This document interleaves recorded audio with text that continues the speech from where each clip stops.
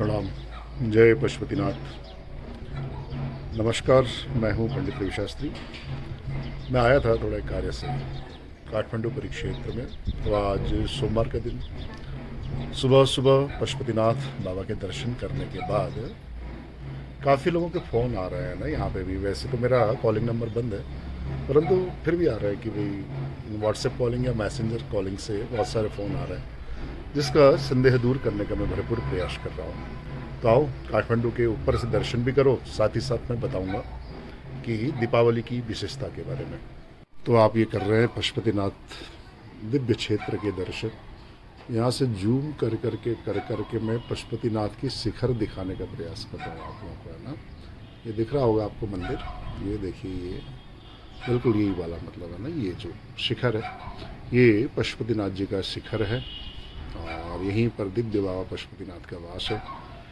और साथ ही साथ मैं बात करूँगा, देखिए ना, ये काठमांडू परिक्षेत्र एयरपोर्ट के पास में है। तो आपको एक प्लेन भी उड़ता हुआ दिखाई दे रहा होगा, पता नहीं दिख रहा नहीं दिख रहा। देखिए, कोशिश कर रहा हूँ मैं यहाँ, ये देखिए दिख रहा होगा, अब दिख रहा है ना ये। तो एयरपोर्ट के बिल्कुल नज़दीक है।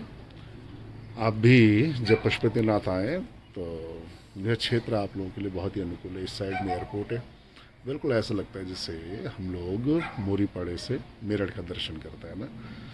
तो दोस्तों, हम काम की बात करते हैं। दरअसल क्या था कि इस बार श्री हनुमान मंदिर का पत्रा छपने का जो आज्ञा विवेक भैया की ओर से मुझे हुआ था, ने क्या किया था कि जो चारों पीठों के जो शंकराचार्य अवस्थित थे उन एक पत्र लिखा था ना, चारों शंकराचार्य को। तो वैसे प्रॉपर जवाब तो कहीं से नहीं आया, परंतु कांचीपीठ के स्वामी श्री विजेंद्र सरस्वती जी महाराज जी ने एक ब्राह्मण सभा बिठाई थी और एक विद्वानों को मीटिंग में बुलाकर उनसे त्योहारों के बारे में डिसीजन लेने के लिए कहा था, और जिसकी कटिंग में इसमें वीडियो में संलग्न करूँगा, है ना। जो मीटिंग की गई थी उसमें डिसीजन लिया गया था कि अगले साल यानी कि इस साल दिवाली 1 तारीख को ही मनाई जाए। एक तो दूसरा, जितने भी दीपावली से संबंधित जो भी आज्ञा शास्त्रों से हमें मिलती है उनमें सब में प्रदोषकालीन अमावस्या को ही ग्राह्य बताया गया है। और जिस दिन उदय भी हो और प्रदोष में भी यानी कि करीब अस्तमय भी हो तो उस दिन के तो क्या कहने, वो तो बहुत ही शुभ माना गया है। तो इस परिप्रेक्ष्य में हम लोगों ने यह निर्णय लिया कि 1 तारीख को ही मनाया जाए। वही पंचांग में हमने दिया है। कुछ पंचांगों की बात करें तो बात और है, नहीं तो अधिकतर भारत वर्ष में छपने वाले 80% पंचांगों में 1 तारीख को ही दिवाली है, जो कि उचित भी है।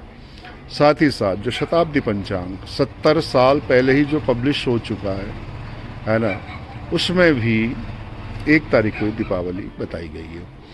और आगे एक बात और भी है सज्जनों, वो यह भी है कि जैसे ना कि जैसे ये तो है ही, ये सब चीज़ें तो है ही, साथ ही साथ अन्यत्र जो भी है, जैसे प्रदोषकालीन समय पर माता महाकाली, माँ लक्ष्मी, माँ सरस्वती, तीनों शक्तियों का पूजन करने का विधान है।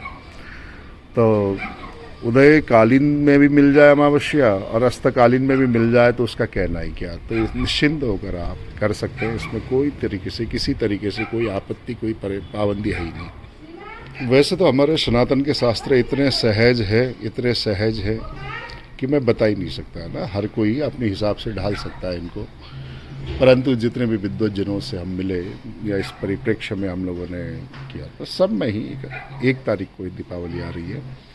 क्रमशः धनतेरस, है ना, छोटी दिवाली और बड़ी दिवाली, भैया दूज, गोवर्धन और भैया दूज क्रमशः आप लोग मनाएं। पूरा पुण्य का अवसर आपको प्राप्त होगा। इसमें घबराने की कोई बात नहीं है ना।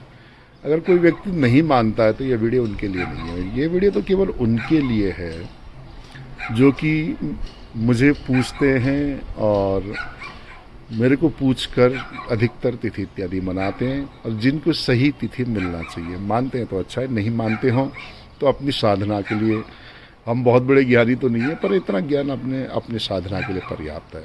तो उम्मीद है कि आपके शंका का समाधान हो गया होगा। 1 तारीख को बेधड़क होकर दिवाली मनाएं और इस पावन दीपावली की आप सबको बहुत बहुत शुभकामनाएं।